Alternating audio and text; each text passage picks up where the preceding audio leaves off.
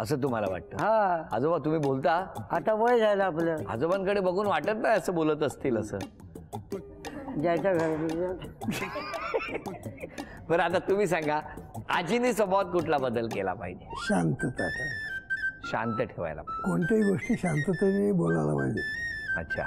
त्यांनी खूप चिटखोरपणाने बोलायचं आणि आजीने शांत राहायचं. मलाच घाम फुटायला लागला आता. बरं आता मला सांगा, अशी कुठली गोष्ट आहे आयुष्यात किंवा आता संधी मिळाली तर करायला आवडेल किंवा कुठली गोष्ट करायची राहून गेली असं वाटतं? माझं पूर्ण झालेलं आहे, आता कोणतीही इच्छा नाही आहे. होय ना? ओके. सुखात दिवस गेले माझे. आणि आजी तुमचं काय म्हणणं आहे? माझे पण काय आता जे इच्छा होती स्वतःचं घर असावं ते मुलाने घेतलं. मी चाळीमध्ये माझं दुःख सांगून काही उपयोग आहे का? आपण करायचं आपलं आपलं झालं. वडिलांची मदत होती मला, माझ्या मुलांचे शिक्षण झाले, वडील PSI होते. म्हणजे तुम्हाला आता आयुष्यात अजून कुठली गोष्ट करायची इच्छा राहिलेली नाही? काय नाही. मी आता म्हणजे असं टाइमपास आता करमत नाही.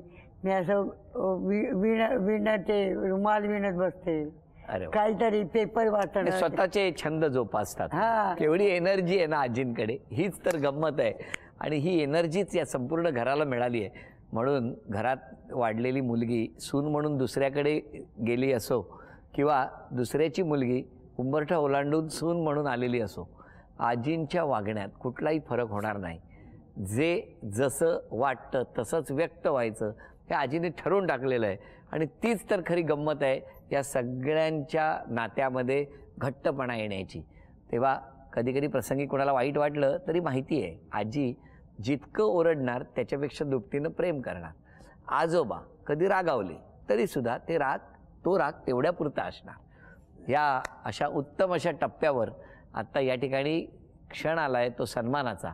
आजपर्यंत एकमेकाला एक्सप्रेशन्स देऊन सन्मान कसा होतो ते आपण अनुभवलं. आता आपण एकमेकांचा सत्कार करताना तो क्षण आपण मनात जतन करूया.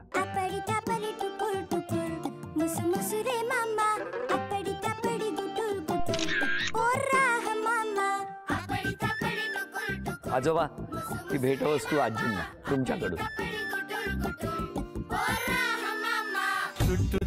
राजा साधी भोळी राणी. आजी घ्या उखाणा.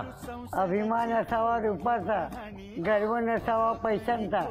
एकनाथ पंतांचं नाव घेते तर आज दिवस आला होम मिनिस्टरचा आजोबा आजीचा समारंभाचा. अरे वा.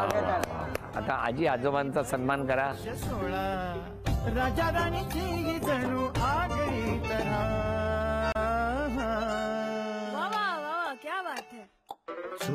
छान छान.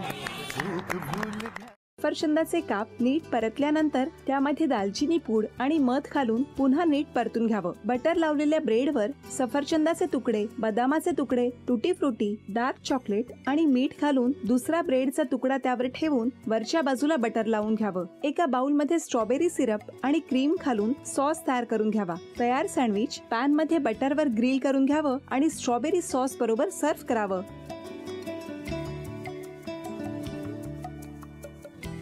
हे जेव्हा बोलत होते तेव्हा मी बघत होतो की या दोघांनी स्वतःचा संसार उभा केलाच, पण स्वतःच्या संसाराबरोबर अनेकांच्या आयुष्यात आनंद निर्माण केला. तो आनंद महत्त्वाचा.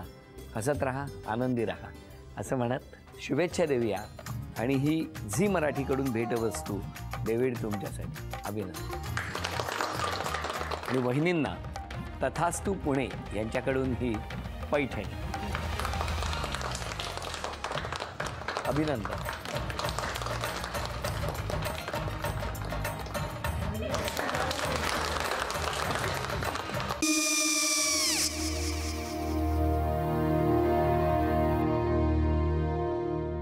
काय गो?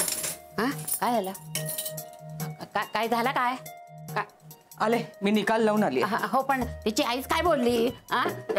तिला वाटलं का सगळ्या निशाने आपल्या चुका कबूल केल्या का? आई मी चांगलं सुनावून आली आहे. त्या तिची बाजू घेत होत्या पण मी लक्ष दिलं नाहीये. खूप झालं आता. चांगुलपणा खूप झाला. मऊ दिसलं ना की कोपऱ्याने खणतात ना माणसं, ते असं.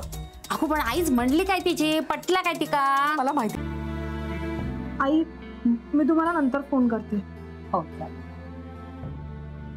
आणि आई बाबा जे बोलले त्याचं वाईट नका वाटून घेऊ. सॉरी. सॉरी काय त्यात? नेहा आले. आई मी येते. हो काकू येते.